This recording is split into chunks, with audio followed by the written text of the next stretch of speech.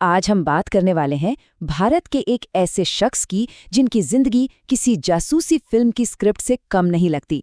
एक ऐसा नाम जो आज राष्ट्रीय सुरक्षा का दूसरा नाम बन गया है, अजीत डोभाल, जिन्हें लोग अक्सर भारत का जेम्स बॉन्ड भी कहते हैं। चलिए आपको ले चलते हैं मई 1988 में। जगह है अमृतसर। माहौल में एक अजीब सा तनाव है।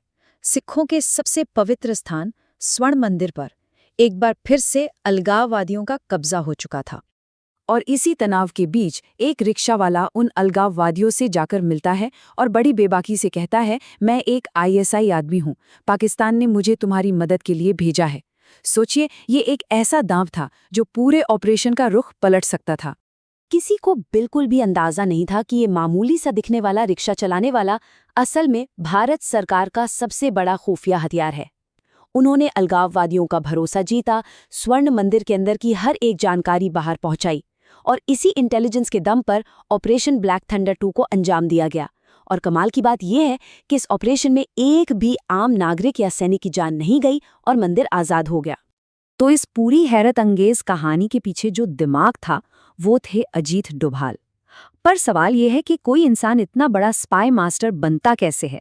चलिए एकदम शुरुआत से उनकी इस कहानी को समझते हैं। अजीत कुमार डोभाल का जन्म 1945 में एक फौजी परिवार में हुआ, तो अनुशासन तो मानो खून में ही था। उन्होंने इकोनॉमिक्स में मास्टर्स की डिग्री ली और सिर्फ 22 साल की उम्र में अपने पहले ही अटेम्प्ट में यूपीएससी क्लियर करके आईपीएस ऑफिसर बन गए। उनकी काबिलियत इतनी जबरदस्त थी कि महज 4 साल की पुलिस सर्विस के बाद ही उन्हें सीधे इंटेलिजेंस ब्यूरो यानी आईबी में शामिल कर लिया गया। देखिए, उनकी काबिलियत का सबूत तो उनकी पहली पोस्टिंग में ही मिल गया था। 1971 में केरल के थालासेरी में जब दंगे भड़के तो डोभाल ने पुलिस फोर्स इस्तेमाल करने की बजाय एक अलग ही रास्ता अपनाया। वो सीधे दंगा करने वाले लोगों और उनके नेताओं के बीच पहुंच गए, उनसे बात की। नतीजा, उनकी इस इंटेलिजेंस बेस्ड रणनीति का असर ये हुआ कि सिर्फ एक हफ्ते के अंदर दंगे खत्म हो गए। थालासेरी की इस कामयाबी ने दिल्ली में बैठे आला अधिकारियों का ध्यान उनकी तरफ खींचा और बस यहीं से शुरू हुआ उनके उन खुफिया मिशनों का दौर जिन्होंने आज के भारत को बनाने में एक बड़ी भूमिका निभाई। डोभाल की रणनीति की सबसे खास बात थी उनकी फ्लेक्सिबिलिटी, मतलब जैसी सिचुएशन वैसा एक्शन। मिजोरम में जब अलगाववाद चरम पर था तो उन्होंने उग्रवादी संगठन में ही घुसपैठ कर ली और अपने साइकोलॉजिकल दांवपेच से 7 में से 6 टॉप कमांडरों को भारत सरकार के पक्ष में कर लिया। वहीं दूसरी तरफ सिक्किम को भारत में शामिल करने के लिए उन्होंने पॉलिटिकल नेटवर्क्स का इस्तेमाल किया और ऐसा माहौल बनाया कि सिक्किम का भारत में विलय शांति से हो गया। मिजोरम का तो एक किस्सा बहुत मशहूर है जो दिखाता है कि वो किस हद तक जोखिम लेते थे। उन्होंने उग्रवादी कमांडरों का भरोसा जीतने के लिए उन्हें अपने घर डिनर पर बुला लिया।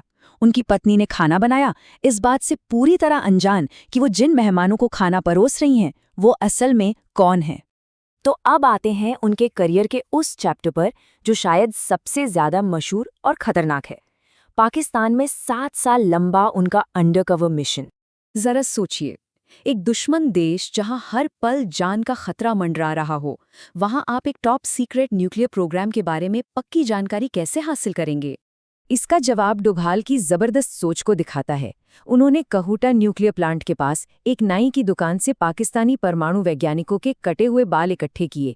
फिर उन बालों को जांच के लिए भारत भेजा गया और इसी जांच से ये कन्फर्म हुआ कि पाकिस्तान वाकई में परमाणु हथियार बना रहा है।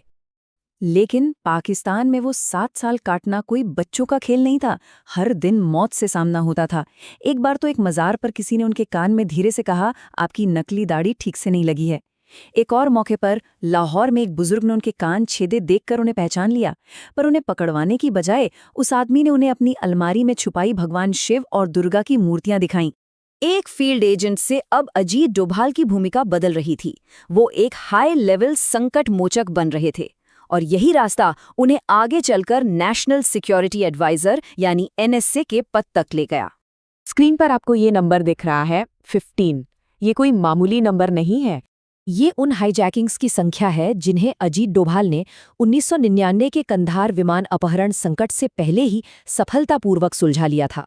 मतलब वो बंधक बनाए जाने वाले हालात से निपटने में भारत के सबसे अनुभवी निगोशिएटर थे। कंधार में हालात बहुत ज्यादा मुश्किल थे। आतंकवादियों को तालिबान और पाकिस्तानी खुफिया एजेंसी आईएसआई दोनों का खुला समर्थन था। उन्होंने 36 खूंखार आतंकवादियों की रिहाई की मांग रखी थी, लेकिन मुश्किल बातचीत के बाद डोभाल इस संख्या को घटाकर सिर्फ 3 पर ले आए। अब हम उनके करियर के उस दौर की बात करते हैं जिसने भारत की सुरक्षा नीति पर सबसे गहरा और शायद सबसे स्थायी असर डाला है। राष्ट्रीय सुरक्षा सलाहकार के तौर पर उनका कार्यकाल। एनएसए बनने के बाद उन्होंने डिफेंसिव ऑफेंसिव नाम का एक सिद्धांत लागू किया। इसका मतलब बड़ा सीधा था कि अब भारत सिर्फ अपने ऊपर हुए हमलों का जवाब नहीं देगा, बल्कि अगर जरूरत पड़ी तो खतरे को उसके घर में घुसकर खत्म करेगा। इस नई नीति का असर हमें सीधे तौर पर देखने को मिला। 2015 में म्यांमार में की गई क्रॉस बॉर्डर स्ट्राइक, 2016 की उरी सर्जिकल स्ट्राइक, 2019 की बालाकोट एयर स्ट्राइक और जम्मू कश्मीर से आर्टिकल 370 को हटाने की प्लानिंग, इन सभी बड़े ऑपरेशंस के केंद्र में अजीत डोभाल ही थे। तो आखिर में सवाल यही है कि अजीत डोभाल की असली विरासत क्या है? क्या वो एक जासूस हैं जिन्होंने अपनी जान दांव पर लगाकर देश की रक्षा की, या एक रणनीतिकार जिसने भारत की सुरक्षा नीति को हमेशा के लिए बदल दिया, या फिर एक आधुनिक चाणक्य जिसकी कूटनीति ने देश को कई तूफानों से बाहर निकाला? शायद इसका जवाब तो आने वाला वक्त ही देगा।